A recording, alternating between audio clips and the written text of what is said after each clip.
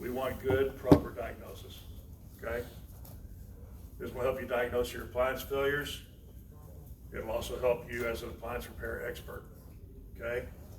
So what will you learn? You'll learn how to test these following things. Take a picture of that. I don't want to have to read through all of them. I'm lazy this morning. Oh, did I say that out loud? I'm sorry. Okay, I'm lazy every morning, but I still do my job. There you go. Okay, let's move on here. All right. Again, guys, this will be extremely actually helpful. What part of that is? What part is actually helpful? Rad. Rad? Oh yeah, you're gonna be rad when you're doing this. You're gonna be actually helpful. You're gonna be getting to the right problem, right? Okay, so your meter's gonna be able to do amps, volts, and ohms. Again, like Greg showed you the other day, there's a watt meter back there. And I'll actually take some of you aside to show you how the watt meters work. They're a fantastic little tool. If you're pulling too much amperage, pulling too many watts, don't have the right voltage, it's going to tell you all that right there from that 1 meter. I plugged so many of those in and plugged in my refrigerator, got my compressor stuff to come on, and if I was pulling anywhere from 5 to 10 amps on that refrigerator, I had a compressor starting to seize up. What did I order? The stuff for the compressor. That's an automatic indication that compressor's starting to seize up and there's a problem. If you go down and you start to touch that compressor and it's so hot you get about 6 inches away, it wants to burn you there, don't touch it because it will burn you, okay? Again, it's either going to be low in refrigerant, it's going to be an overcharge issue, or the compressor starting to seize up. If there's only 10 amps, they won't throw the code for the C81 code? It will throw a C81 code, but it's not C81 on all these refrigerators, so. The respective code for it. Yeah, So if you get but that, you know that person's going to unplug that refrigerator and leave it sit there? Yeah. So you're gonna have to plug it in and see what it's pulling, okay?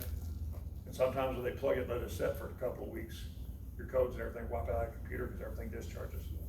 It doesn't keep enough capacitance in it to keep it charged up for that long, okay?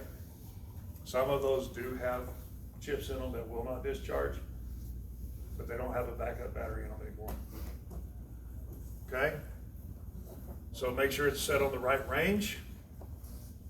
Make sure you get the right values. Some of them have auto range. These particular meters have auto range, but still, you still have to change the range to make sure you're getting the right reading. So if you're supposed to be getting kilo ohms and you want to know the whole ohm reading, you're gonna have to change the decimal point over. So that range is important on how you change all that. Okay? Get some little hands-on learning. You've already been doing that, so we won't go through that too much. Okay? Continuity, this is your continuity check. So you see that on a meter, that's just for continuity. And what's continuity best for? Testing the wires, not for resistance. It'll give you some resistance, but that resistance will not be exactly what you're going to read off the ohm side of it. Use ohms for resistance. Use this basically to just check and see if you got a path through your wires. I went kind of through that really quick there, sorry. Okay, so the only thing I prefer that you use continuity on is testing your wires from one end to the other. Make sure you got a good wire. That's a good way to test your wire harnesses. Make sure you don't have a break in the wire going to whatever you're trying to supply.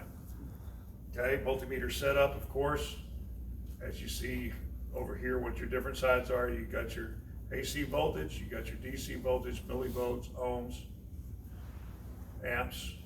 What is that? Capacitance, right? Okay.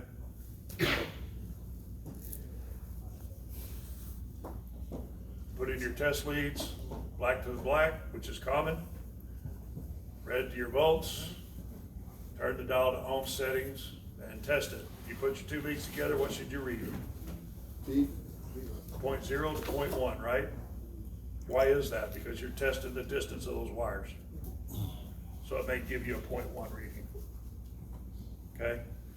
Remember that every length of wire that you're testing, when you're testing from the board and you're testing to that component, every length of wire that they put in there is going to add just a little bit to your resistance.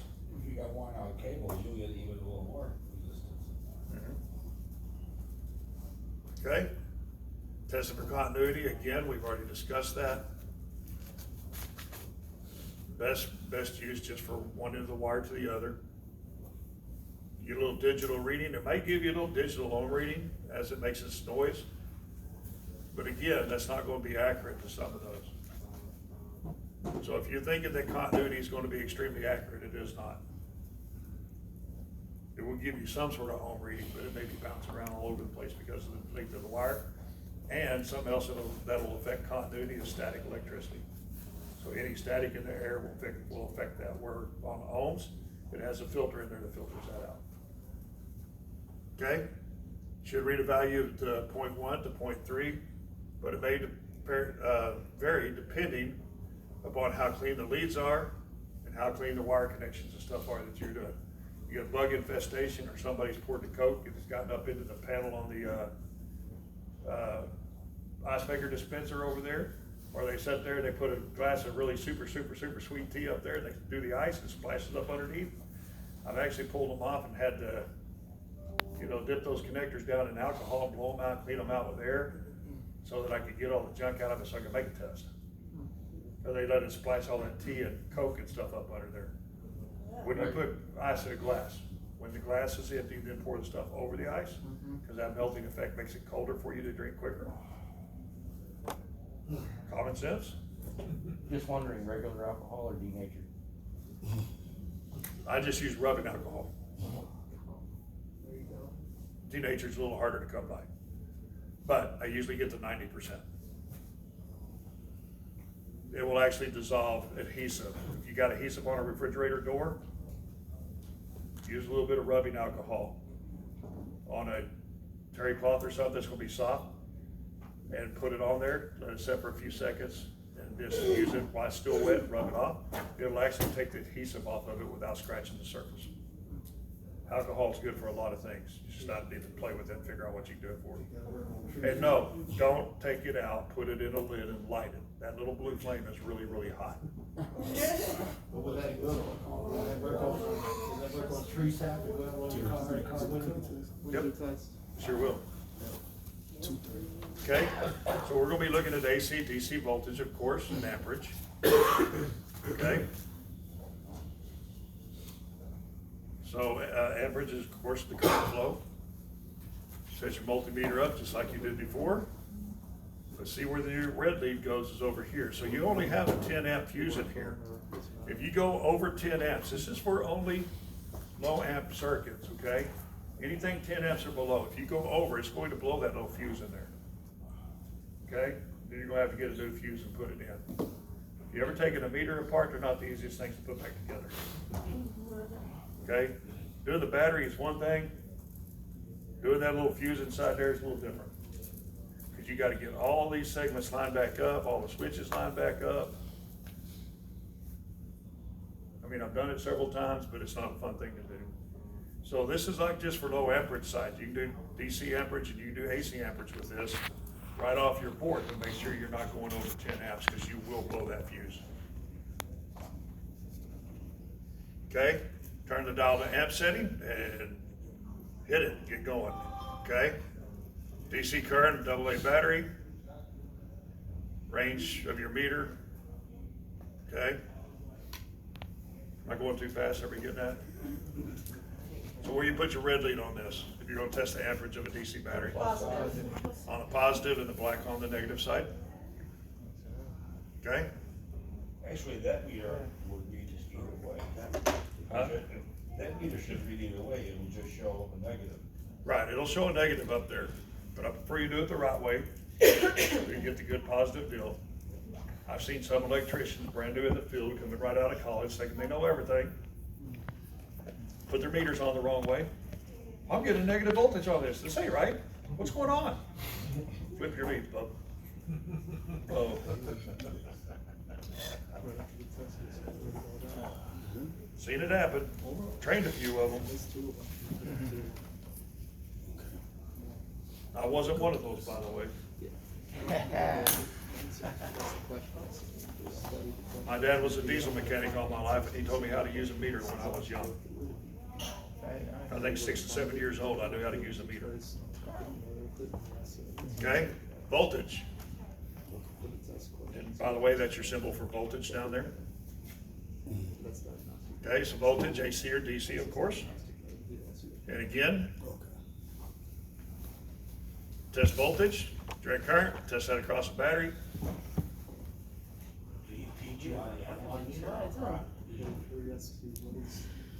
There you go. Now, if you read on these batteries, they will tell you that they're 1.5 volts. I can almost tell you every time, they're all going to read 1.7 to 1.9 when they first start out. And they're going to discharge over time. Okay, wattage. Wattage is amps times volts. That's what your wattage is. If you ever want to know what a wattage of something's supposed to be, just pull your amp draw, take your volts, if it's 120 volts, 12 volts, 5 volts, multiply it out, and you'll know exactly what your wattage is supposed to be. Okay? There's an app where you just put in your values. Yeah, it'll show you exactly what it is to put in the values. There's a lot of apps out there now that we didn't used to have back in my day, so. I started out in school using a slide rule, if that tells you anything. Okay, so let's go over that a little bit. Using an amp and voltage results. Okay? You can actually multiply those out and get what you need. Okay? So if you have 0.2 amps in a 1.5 volt battery, how much watts are you going to put out?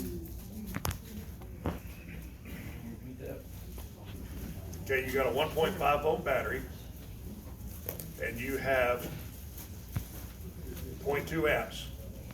How many watts are you going to put out of that little bitty AA battery? 3 watts.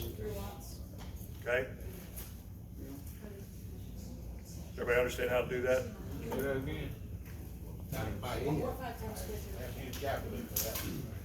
So here's a little bit a better one, okay?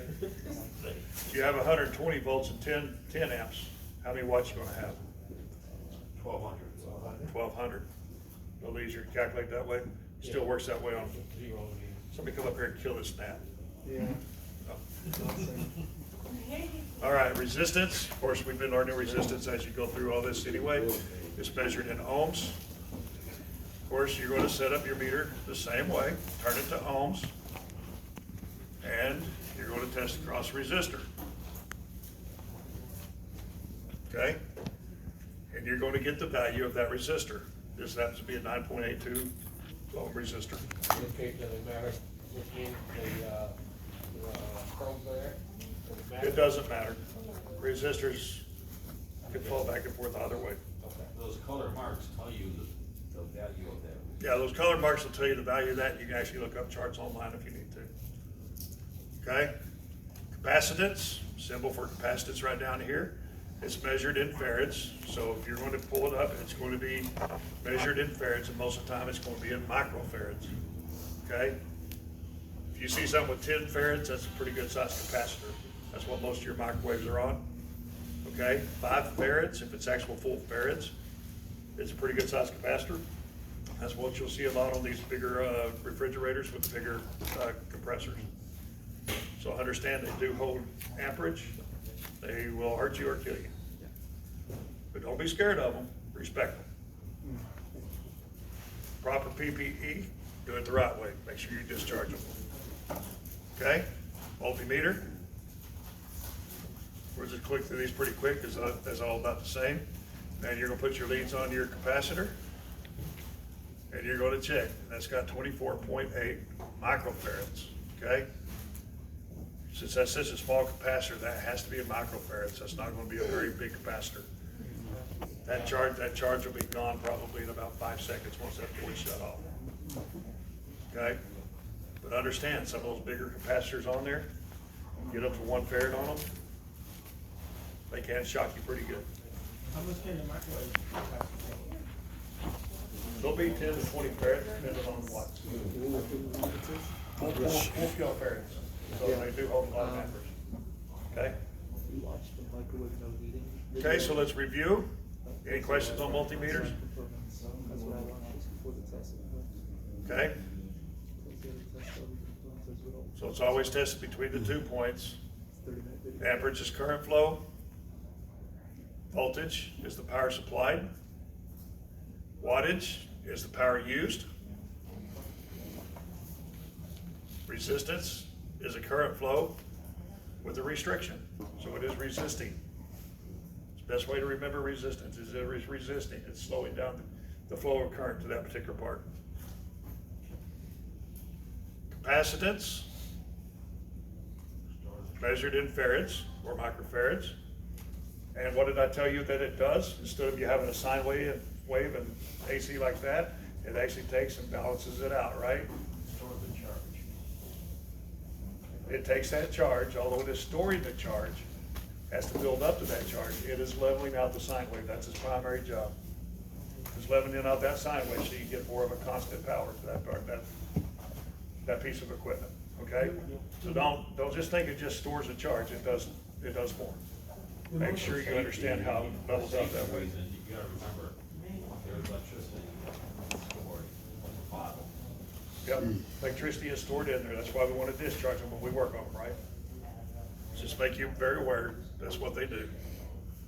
Okay? Do capacitors have their, ferret rating on it?